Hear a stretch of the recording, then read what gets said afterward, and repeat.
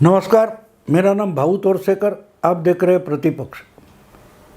दोस्तों, 3 विधानसभा चुनाव के नतीजे आने के बाद पूरा जो देश का वामपंथी मीडिया है, पत्रकार है, उनमें हड़कंप मचा है। वो इतने डर गए कि क्या मोदी जी 400 सीटें जीत जाएंगे लोकसभा में। ये डर इनको सता रहा है। जितनी कांग्रेस या ममता वगैरह पार्टियां, दीगर बीजेपी पार्टियां डरी नहीं है, उससे भी अगर ज़्यादा डरे हुए हैं तो ये सब खुद को वामपंथी मानने वाले पत्रकार और मीडिया डरा हुआ है। इनको लगता है कि अगर 400 सीटें या 350 से ऊपर लोकसभा की सीटें अकेली बीजेपी जीत जाती है तो लोकतंत्र खतरे में है। लोकतंत्र खतरे में।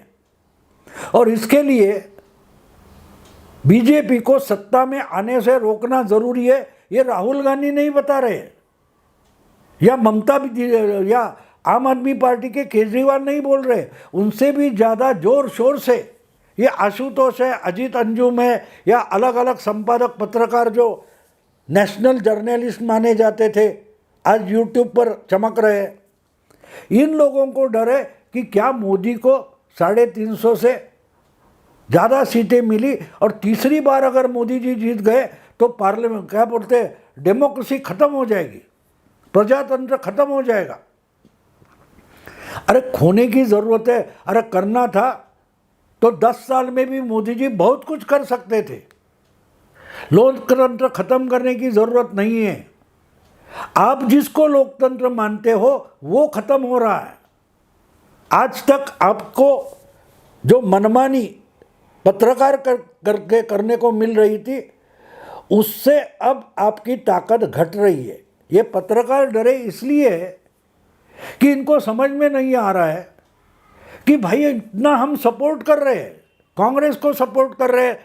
राहुल गांधी की जो पदयात्रा थी वो टोटली फ्लॉप थी, जिसका कोई भी राजनीतिक फायदा ना कांग्रेस को मिला ना बीजेपी के विरोधी चलने वाली राजनीति को मिला। 4 महीने राहुल गांधी 3,500 किलोमीटर चलते गए। उसी दरमियान वो हिमाचल का चुनाव था, वहाँ राहुल गांधी नहीं गए। फिर भी राहुल गांधी यानी कांग्रेस वहाँ जीत गई। राहुल गांधी नहीं गए इसलिए हिमाचल कांग्रेस ने जीत लिया। तेलंगाना में 2 दिन के लिए राहुल गांधी थे और जीत गए। लेकिन जहाँ ज़्यादा से ज़्यादा समय राहुल गांधी रहे वो मध्य प्रदेश हो, छत्तीसगढ़ हो, राजस्थान हो, ऐसे राज्यों में कांग्रेस की दाल नहीं गली। तो इनको लगता है कि हम ब्रांडिंग कर रहे हैं इसलिए कांग्रेस को जीतना चाहिए, और अगर कांग्रेस हार रही है इसका मतलब डेमोक्रेसी खत्म हो रही है। लेकिन ये एक बात समझना नहीं चाहते, या तो कांग्रेस को समझाना नहीं चाहते कि मोदी को हराना कोई बड़ी मुश्किल बात नहीं है। अगर 2004 से लेकर 2014 तक 10 साल में सोनिया गांधी के नेतृत्व में जो अलायंस बनी, जिसको यूपीए कहा गया, या तो उस यूपीए ने या तो कांग्रेस ने बार बार कांग्रेस को हराया है। कल मैं एक किसी चैनल पर सुन रहा था, शायद द प्रिंट नाम का जो कुछ है, तो उसमें यशवंत देशमुख नाम के सेफोलॉजिस्ट है, वो बोले आपने मोदी का क्या बवाल खड़ा कर दिया है। आप जैसे वामपंथी पत्रकारों ने मोदी को लार्जर देन लाइफ बनाया है। पिछले 10 साल में 40 से ज़्यादा चुनाव हुए, उसमें से आधा चुनाव बीजेपी हारी है। तो आप मोदी को अजेय क्यों मानते हो और क्यों डराते हो बाकी पार्टियों को? अगर मोदी के होते हुए भी 40 में से आधे चुनाव मोदी ने प्रचार करने के बावजूद भी बीजेपी हारी है, तो मोदी अजेय कैसे हो सकते हैं? हाँ, अगर उस राज्य में उस चुनाव में कांग्रेस बीजेपी का संगठन तगड़ा है और सामने कोई लड़ने वाला अच्छा नेता है ही नहीं, अच्छा दल या पार्टी का संगठन हम नहीं है ही नहीं, तो बीजेपी जीत जाएगी। उससे मोदी को डरने की जरूरत क्या है? मोदी जी चुनाव जीत कर देते हैं क्योंकि मोदी जी लड़ते हैं। और लड़ते भी कैसे? मोदी जी लड़ते का मतलब क्या है? तलवार लेके तो लड़ते नहीं, बंदूक या तोप लेकर लड़ते नहीं। जिस ढंग से आप प्रचार करते हो, भाषण देते हो, उसी ढंग से मोदी जी कुछ करते हैं, उनकी पार्टी उसी ढंग से कुछ संगठन अच्छे तरीके से माइक्रो मैनेजमेंट करके करती है, जीत जाती है। तो वो तैयारी करते हैं, मशक्क़त करते हैं, मेहनत करते हैं, इसलिए जीत जाते हैं। आप मेहनत नहीं करना चाहते। पिछले 10-15 सालों में एक बात हो गई कि कांग्रेस हर दिन, हर महीने आहिस्ता आहिस्ता मीडिया पर डिपेंडेंट हो गई कि मीडिया में हम हड़कंप मचाएंगे, मीडिया से हम चुनाव जीत सकते हैं। ऐसा कांग्रेस को लगता गया और कांग्रेस ने संगठन के बजाय मीडिया पर ज़्यादा भरोसा करना शुरू कर दिया और संगठन छोड़कर, कार्यकर्ता छोड़कर पत्रकारों को अपने खेमे में लाने की कोशिश की। वहाँ से कांग्रेस की हार शुरू हो गई। ये हमें समझना जरूरी है। अब देखिए, एक बात बोलो, जीत और हार ये तो चुनाव का परिणाम होता है। कोई भी जीतता है तो कोई तो हारता है ना। लेकिन हारने का डर मन में नहीं होना चाहिए। जीतने के लिए लड़ना पड़ता ही है, लेकिन हारने के लिए भी लड़ना पड़ता है। आप मन से अगर पहले हार गए हो तो आप लड़ नहीं पाते। आज जो इंडी अलायंस ...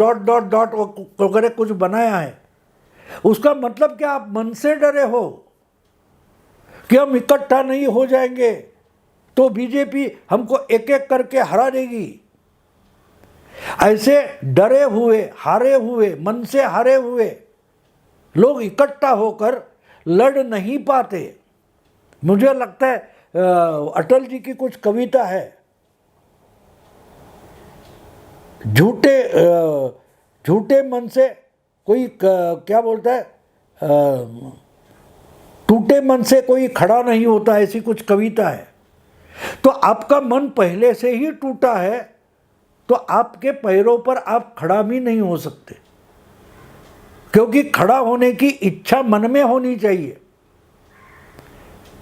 मन में खड़ा होने की इच्छा होनी चाहिए, और जब वो इच्छा होती है तो आपका जो दिमाग है वो अपने शरीर को संचालित करता है, वो जो आदेश देता है उस कारण पैर काम शुरू कर देते हैं और इंसान खड़ा हो जाता है।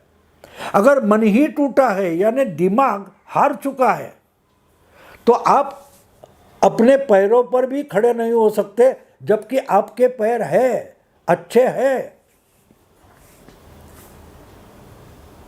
ये बात हमको समझनी चाहिए। यहाँ एक बात हो गई है कि ज़्यादा से ज़्यादा पूरे इंडी अलायंस हो या बीजेपी के खिलाफ जो लोग हैं वो मन से हारे हुए हैं, और उनको प्रोत्साहन देने की, उत्तेजना देने की कोशिश बेचारा वामपंथी मीडिया जोर शोर से कर रहा है।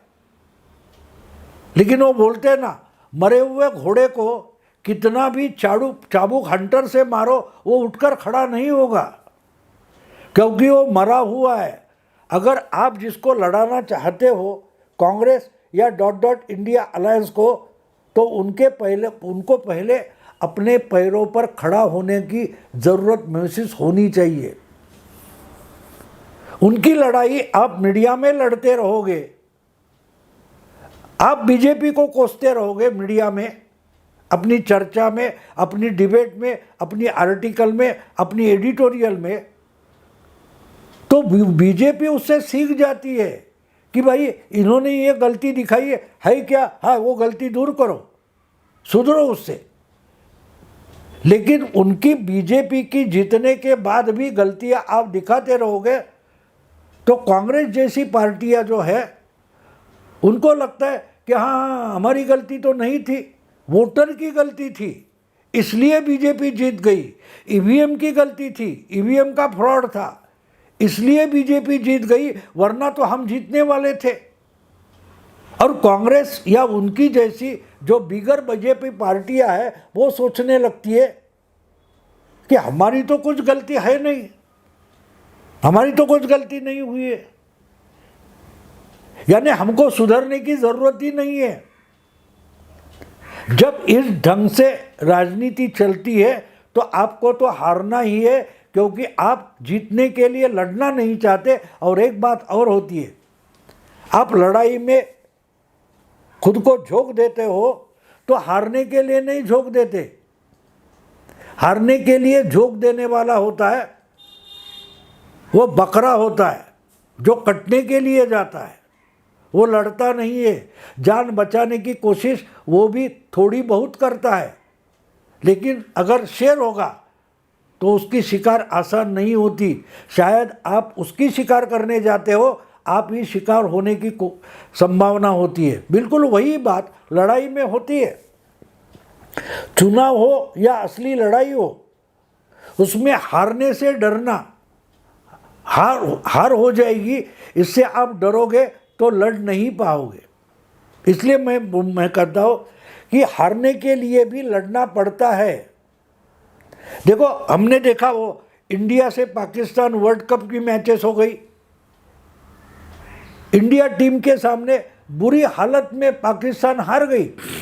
पाकिस्तान की टीम वर्ल्ड कप में भारत से बुरी तरीके से हार गई थी।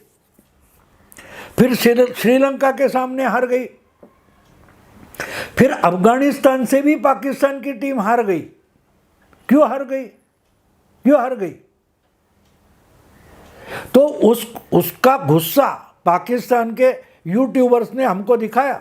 बहुत सारे यूट्यूब पर वहाँ पाकिस्तान में जो रिएक्शन आ रही थी, या पाकिस्तानी मीडिया पर जो वर्ल्ड कप में पाकिस्तान की बार बार हार हो रही थी, उस पर की जो चर्चा पाकिस्तान की मीडिया में चल रही थी, यूट्यूबर्स में चल रही थी, वो हमने देखी है।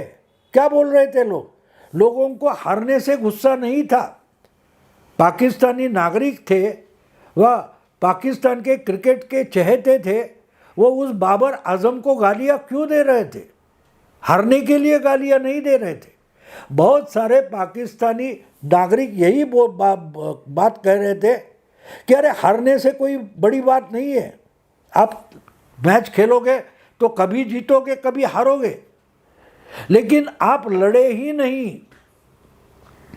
आपने हार का, पराभव का स्वागत किया, पराजय का स्वागत किया। आपने जो पराजय है उस पर मात करने की कोशिश तक नहीं की। मानो बकरे हलाल होने जाते उस ढंग से पाकिस्तानी टीम हर हार को स्वीकार करती चली गई, ना को उन्होंने लड़ाई की। लड़ाई करते करते आप शहीद हो जाओ, कोई बात नहीं। देखो शहीद जो होता है उसको भी सम्मान मिलता है, क्योंकि वो लड़ते लड़ते मारा गया। अगर आप लड़ते लड़ते हार जाओ तो फिर भी लोग आपकी सराहना करते हैं, हम उसको शहीद बोलते हैं। शहीद का मतलब क्या होता है? लड़ते लड़ते मारा गया, चुपचाप नहीं मारा गया। तो इसलिए चुनाव भी हो तो चुनाव में भी हार जीत होती रहती है, लेकिन हार जीत के दरमियान आप लड़ते हो वो दिखाई देना भी ज़रूरी है। अगर लोगों को, वोटर को, आपके कार्यकर्ताओं को, आपके लोकल लीडर्स को, क्षेत्रीय लीडर्स को अगर लगता है कि आप जितना ही नहीं चाहते, तब आपकी बुरी हार होना तय है, क्योंकि लड़ने से पहले ही आप हार मान चुके होते। आपको एक उदाहरण और दूंगा। ये सब जो लॉकडाउन चल रहा था, उसी दरमियान 2021 में बंगाल का चुनाव हुआ था, तमिलनाडु का चुनाव हुआ था, और चुनाव आयोग ने कम से कम ज़्यादा से ज़्यादा मतदान केंद्र बनाए, क्योंकि वहाँ भीड़ ना हो, कोरोना ज़्यादा ना फैले, ये सब सुविधा बना के रखी थी। ऐसे में कांग्रेस बीजेपी वाले इस बार ममता को हराए गई जीत से उतरे थे। 3 विधायक वाली पार्टी थी बीजेपी 2016 के चुनाव में, और 2022-21 के चुनाव में उतरे तो बंगाल जीतने की लड़ाई करने गए थे, नहीं हुई, 77 पर रुक गए। फिर से ममता दीदी जीत गई। लेकिन एक बात भूलो मत कि जीतने के लिए बीजेपी मैदान में उतरी थी। पूरे के पूरे उनके लीडर, दिल्ली के लीडर, लोकल लीडर, आसपास के राज्यों के लीडर कूद गए थे बंगाल में, हार गए, कोई बात नहीं। लेकिन 77 यानी 2 नंबर की पार्टी बन गए। कांग्रेस 2 नंबर की पार्टी थी, उसका तो नाम भी बचा नहीं, एक तक एमएलए बचा नहीं। लेफ्ट फ्रंट के साथ कांग्रेस ने हाथ मिलाया था, लेफ्ट फ्रंट का एक विधायक चुनकर आया। क्यों? क्योंकि ये चुनाव से पहले ही हार गए थे। ममता दीदी का एक्सीडेंट हुआ था, वो व्हील चेयर पर पूरे 1 महीने प्रचार करती रही, और सुधेंदु जो क्या उनका नाम मैं भूल गया, उनकी पार्टी से निकलकर बीजेपी में गए थे। ममता उनकी कॉन्स्टिट्यूएंसी में उनको चैलेंज देने पहुंच गई। इसको लड़ना बोलते हैं। इतना बड़ा आक्रमण बीजेपी ने खड़ा कर दिया था, लेकिन ममता दीदी डरी नहीं, डगमगाई नहीं, जाके सुधेंदु रॉय जो कुछ है, उनके सुधेंदु अधिकारी, उनकी मतदार कॉन्स्टिट्यूएंसी में जाकर चुनाव लड़ा, चुनाव हार गई। लेकिन जो नंदीग्राम का चुनाव ममता दीदी हारी, लेकिन बंगाल का चुनाव जीत लिया, क्योंकि वो हारने के लिए लड़ती रही, लेकिन बंगाल जीतने के लिए लड़ती रही। और दूसरी तरफ राहुल गांधी को देखो, राहुल गांधी सिर्फ एक दिन बंगाल के चुनाव में प्रचार के लिए गए थे। सिर्फ नक्सलवाड़ी में एक उन्होंने रैली की और बोल गए नहीं नहीं कोरोना फैल रहा है, तो इस बार ऐसा चुनाव प्रचार करना गलत है, और निकल आए दिल्ली के लिए। अगर कांग्रेस का सर्वोच्च नेता एक रैली पूरे बंगाल के लिए लेकर वापस निकल जाता है, भाग जाता है चुनाव के मैदान से, राहुल गांधी अगर भाग जाते हैं तो लोग कांग्रेस को वोट क्यों देंगे? क्यों देंगे? सामने वाले से कोरोना से लड़ने के बजाय वो भाग गए, बीजेपी से लड़ने के बजाय भाग गए। एक दिन एक रैली, खत्म, खलास, टाटा, बाय बाय। खुद राहुल गांधी का वो वीडियो आपने देखा होगा। वही बात जब कोरोना नहीं था, 2019 में महाराष्ट्र विधानसभा का चुनाव हुआ था, राहुल गांधी सिर्फ नांदेड़ डिस्ट्रिक्ट में आए, 2 रैलियां की और वापस गए। पूरा महीना महाराष्ट्र का विधानसभा चुनाव चल रहा था, राहुल गांधी महाराष्ट्र में लौटे तक नहीं, 2 रैलियां लेकर निकल गए। यानी चुनाव से पहले ही राहुल गांधी ने हार मान ली थी। तो कहने का मतलब ये है दोस्तों, हारना कोई बड़ी बात नहीं। बीजेपी में इतना बड़ा आक्रमण किया बंगाल में और हार गए, लेकिन लड़ते लड़ते हारे। ममता दीदी भी नंदीग्राम हार गई, लेकिन लड़ते लड़ते एक मतदाता क्षेत्र में हारते हुए पूरा बंगाल तीसरी बार जीत गई। तो दोस्तों, परामर्श ये है, निष्कर्ष ये है कि हारने के लिए भी लड़ना पड़ता है। जीतने के लिए तो लड़ना पड़ता ही है, लेकिन हार कैसी हो ये भी समझना ज़रूरी है। जब हार की डर से छुप जाते हो तो हारना आपने ही तय किया है, लेकिन जीतने के लिए लड़ते हो और हार जाते हो तो आपकी सराहना होती है। मुद्दा इतना ही है कि हारने के लिए भी जीतना पड़ता है। क्या इंडिया अलायंस बीजेपी के जो दुश्मन दल है वो ये समझ पाए? ये हारने के लिए भी लड़ना पड़ेगा। दोस्तों अभी यही रुकता हूँ। अगर ये वीडियो पसंद आए तो लाइक कीजिए, शेयर कीजिए, सब्सक्राइब कीजिए। नमस्कार।